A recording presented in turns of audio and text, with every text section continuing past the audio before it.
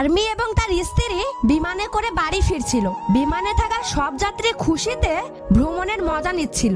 এমন সময় বিমানবালা সকল যাত্রীর জন্য পানি নিয়ে আসে এবং সবার হাতে পানির গ্লাস দেয়। আর্মি এবং তার স্ত্রীকেও দেয়। পানি খেয়ে বিমানের সকল যাত্রী অজ্ঞান হয়ে পড়ে। আর্মি এবং তার স্ত্রীও অজ্ঞান হয়ে পড়ে। তখন বিমানবালা সবার টাকা গয়না চুরি করে ব্যাগে ভরে নেয়। পরে বিমানের পিছনে গিয়ে সেই ব্যাগটি লুকিয়ে রাখে। কিছুক্ষণ পরে আর্মি এবং বিমানের সকল যাত্রীর জ্ঞান ফিরে আসে।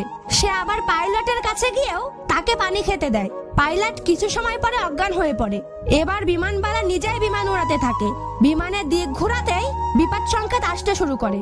সংকেত দেখে যাত্রীরা ভয় পেয়ে চিৎকার করতে থাকে।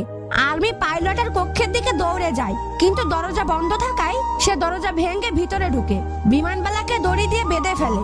তারপর আর্মি পাইলটের জায়গায় বসে বিমানটি চালিয়ে নিরাপদে অবতরণ করায়। আর্মি